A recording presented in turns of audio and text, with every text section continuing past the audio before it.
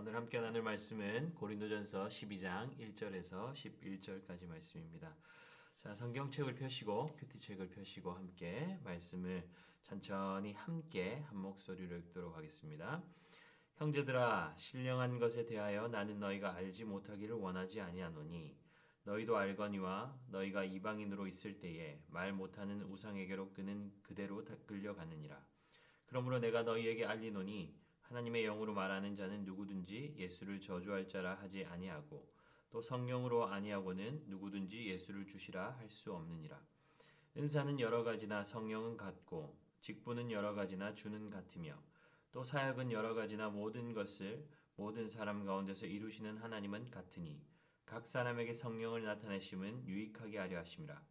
어떤 사람에게는 성령으로 말미암아 지혜의 말씀을, 어떤 사람에게는 같은 성령을 따라 지식의 말씀을, 다른 사람에게는 같은 성령으로 믿음을, 어떤 사람에게는 한 성령으로 병 고치는 은사를, 어떤 사람에게는 능력 행함을, 어떤 사람에게는 예언함을, 어떤 사람에게는 영들 분별함을, 다른 사람에게는 각종 방언 말함을, 어떤 사람에게는 방언들 통역함을 주시나니 이 모든 일은 같은 한 성령이 행하사 그의 뜻대로 각 사람에게 나누어 주시는 것이니라. 아멘. 사도 바울은 1절에서 고린도 교회 성도들이 신령한 것에 대해서 알기를 원한다고 말하고 있습니다. 신령한 것이라고 하면 영적인 은사를 지칭하는 말입니다. 바울은 고린도인들이 신령한 은사들에 대해서 바른 지식을 갖기를 소원한다고 말하면서 그들이 이전에 예수 그리스도 밖에서 우상 숭배하던 과거의 생활과 문제를 연결짓고 있습니다. 4절에서 11절에 따르면 신령한 은사는 성령으로부터 주어지는 것인데 바울은 왜 은사를 이야기하면서 그들의 옛 우상 숭배하던 이전 생활과 연관짓고 있을까요? 바울은 고린도인들이 은사라고 부르는 영적인 현상이 사실 고대 이방 종교들 중에서도 흔히 나타나는 것을 너무나 잘 알고 있었겠지요. 그러니 고린도인들에게 방언이나 예언과 같은 은사는 생소하거나 기독교 안에서만 발견되는 독특한 현상이 아니었습니다. 그러니 은사를 대하는 그들의 자세에 문제가 있었던 것으로 보여지죠. 이러한 배경을 가지고 생각해 본다면 어떤 문제가 있었을까요? 예언이나 방언의 은사가 나타날 때에 과연 이것이 성령께서 주신 것인지 귀신이 일으키는 일인지 판단하는 일들이 그들 가운데 있었을 겁니다. 누군가 방언을 하고 있는데 저 방언하는 내 생각에는 내가 생각하는 방언과 다른데 이렇게 다르게 느껴지면 저거 귀신에게 받은 방언 아니야? 또는 귀신이 준 감동에 따라서 방언이나 예언을 하고 있으면서 자신은 성령의 감동으로 하는 것이라고 착각하고 다른 사람들보다 우월감을 가지고 또 다른 형제 자매들을 판단하는 일들도 있었겠죠. 그러니 과연 이 은사가 어디로부터 온 것인가 분별하는 것은 그들에겐 너무나 중요한 문제였습니다. 그래서 바울은 이것을 분별하기 위한 정확한 기준을 오늘 본문에서 말하고 있습니다. 3절 말씀입니다. 3절 말씀 함께 읽겠습니다. 그러므로 내가 너희에게 알리노니 하나님의 영으로 말하는 자는 누구든지 예수를 저주할 자라 하지 아니하고 또 성령으로 아니하고는 누구든지 예수를 주시라 할 수 없느니라. 하나님의 영, 곧 성령에 감동된 사람은 어떻게 한다고 말합니까? 예수를 저주할 자라고 부르지 않는다고 말하고 있습니다. 그들이 예배 드릴 때에 그들 중에 귀신 들린 사람은 예수를 저주할 자라 부르고 있었던 사람이 있었습니다. 갈라디아 3장 14절에 보면 바울은 그리스도께서 우리를 위해 저주를 받은 바 되었다라고 말씀하고 있는데 이들은 바울의 말을 제대로 이해하지 못하고 예수를 저주할 자라고 불렀을 수도 있습니다. 그러나 분명한 것은 성령에 이끌림 받는 자라면 예수님을 이런 식으로 부를 수 없다는 것이죠. 성령에 이끌림 받는 자라는 확실한 증거는 무엇입니까? 누구든 성령에 이끌림 받는 자는 예수를 주시라 할 수 있다는 것입니다. 예수님을 믿을 때에 우리는 성령을 선물로 받았습니다. 그렇다면 내 안에 성령이 계시다는 증거가 무엇입니까? 로마서 8장 9절에 만일 너희 속에 하나님의 영이 거하시면 너희가 육신에 있지 아니하고 영에 있나니 누구든지 그리스도의 영이 없으면 그리스도의 사람이 아니라라고 말씀합니다. 그리스도의 사람인지 아닌지를 구분하는 것이 무엇입니까? 성령이라는 거죠. 그러므로 내 안에 성령께서 계시다는 사실, 나는 성령에 이끌림 받고 있다는 사실을 아는 것은 그리스도인들에게 너무나 중요합니다. 자, 여러분 다시 질문합니다. 내 안에 성령께서 계시다는 증거가 무엇입니까? 오늘 본문에 분명하게 말씀하고 있죠. 성령으로 아니하고는 누구든지 예수를 주시라 할 수 없느니라. 우리 안에 성령께서 계신 증거는 모호하지 않습니다. 명확합니다. 여러분 안에 성령께서 계신 증거가 무엇입니까? 예수님을 나의 주님이라고 고백할 수 있다는 것이죠. 여러분 삶의 주인이 예수님 맞습니까? 여러분이 예라고 고백했다면 여러분은 그리스도의 사람이며 성령이 여러분 안에 계시다는 증거가 바로 그것입니다. 성령이 내 안에 계시다는 한 가지 증거를 더 추가해서 알려드리자면 여러분 한번 큐티 책이나 여러분 메모장에 한번 적어보세요. 갈라디아서 4장 6절 말씀, 로마서 8장 15절 말씀. 자, 제가 한번 읽어드리겠습니다. 갈라디아서 4장 6절. 너희가 아들임으로 하나님이 그 아들의 영을 우리 마음 가운데 보내사 아빠 아버지라 부르게 하셨느니라. 로마서 8장 15절. 너희는 다시 무서워하는 종의 영을 받지 아니하고 양자의 영을 받았으므로 우리가 아빠 아버지라고 부르짖느니라. 하나님을 아빠 아버지라고 부를 수 있다면 여러분 안에 성령께서 계시다는 증거입니다. 내 안에 성령께서 계시다는 증거 두 가지 뭐죠? 첫 번째는 예수를 나의 주시라. 예수님은 나의 주님이십니다. 라고 고백할 수 있다는 것. 두 번째로 하나님을 나의 아빠, 아버지라고 부를 수 있다는 것.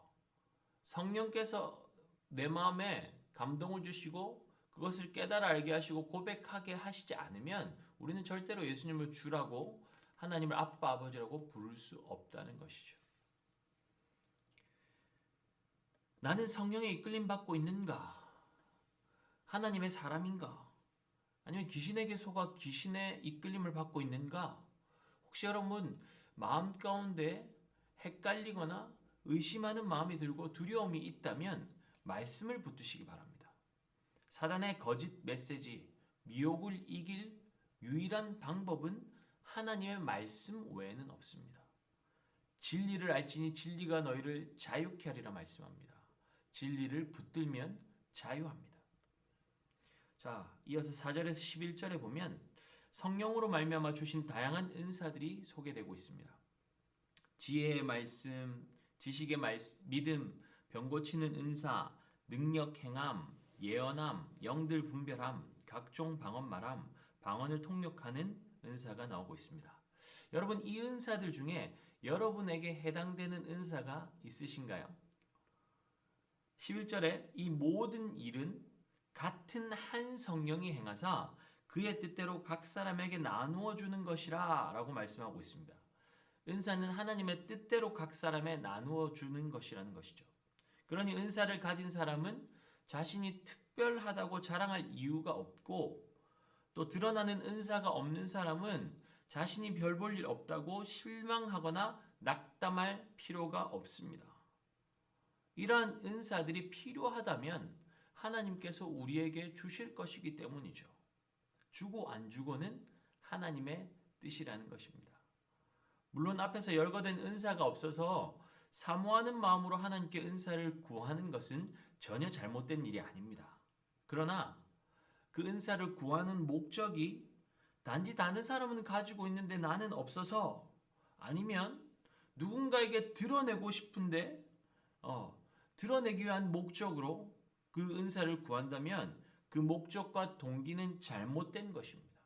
하나님께서 은사를 주시는 목적이 무엇이라고 말씀합니까? 자신의 유익이 아니라 공동체의 유익을 위해서 주십니다.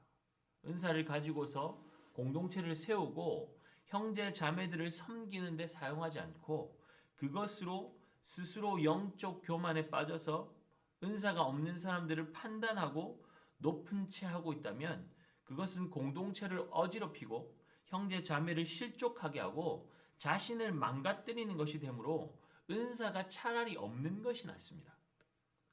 또한 나는 은사를 받았는가 생각할 때 앞에서 열거된 은사에만 우리가 국한할 필요가 없어요. 하나님이 주시는 은사는 다양합니다. 성령께서 여러분 각자의 성향과 기질에 맞게 고유하게 주신 은사가 있어요. 그것이 다른 사람을 위로하는 말일 수도 있고 칭찬을 잘하는 것일 수도 있고 또 구제하는 일일 수도 있습니다. 이거 외에도 더 많이 있겠죠. 이미 성령께서 여러분에게 주신 은사가 있는데 어떤 은사가 있는지 알지 못하는 분이 있을 수도 있습니다. 여러분이 다른 지체들에게 힘이 되어주고 용기를 북돋아주고 연약한 사람들을 위해서 기도하고 공동체를 유익하게 하고 있다면 여러분은 성령이 기뻐하시는 일을 자신만의 은사를 가지고 이미 감당하고 있는 것입니다. 공동체를 섬기기 위해 여러분들이 할 수 있는 일은 무엇이 있습니까? 그리스도 안에서 하나된 형제 자매들을 믿음의 사람으로 세우기 위해서 나는 어떻게 그들을 섬길 수 있을까? 여러분 한번 찾아보시기 바랍니다. 그리고 하나님께 질문해 보세요. 하나님, 제가 어떤 일을 할 수 있을까요? 그렇게 여러분이 나를 위해서만 사는 것이 아니라 주님이 기뻐하시는 일을 위해서 고민하고 기도하기 시작하면 여러분에게만 고유하게 허락해 주시는 은사들을 발견하는 기쁨을 삶 가운데 경험하고 누리게 될 줄 믿습니다.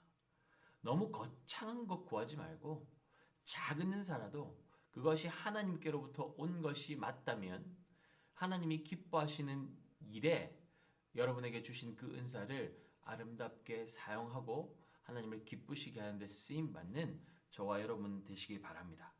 작은 것부터 성령께서 감동 주신 것에 작은 순종이라도 하면 여러분들의 순종을 통해서 하나님의 기뻐하신 뜻이 이루어지게 될 줄 믿습니다.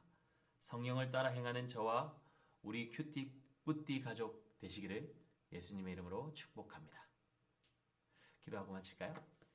사랑하는 하나님, 오늘 우리에게 주신 말씀을 기억합니다. 성령이 내 안에 계신 증거들이 무엇인지 분명히 확인하였고 또 하나님께서 우리에게 각양각색의 또 은사를 허락하시는데 그 은사를 나를 위해서 사용하는 것이 아니라 공동체의 유익을 위하여서 형제 자매들을 섬기는데 하나님 아름답게 드려지게 하여 주시고 그것으로 말미암아 공동체가 아름답게 세워지고 하나님이 영광 받으시는데 쓰임 받는 귀하고 복된 통로 될 수 있도록 우리를 사용하여 주시옵소서. 우리에게 허락하신 말씀 계속적으로 기억나게 하시고 그 말씀 붙들고 순종함으로 나아가는 우리 큐티뿌띠 가족들 될 수 있도록 주님께서 인도하여 주시옵소서. 모든 말씀 우리 구주 예수 그리스도 이름으로 기도드렸습니다. 아멘. 샬롬.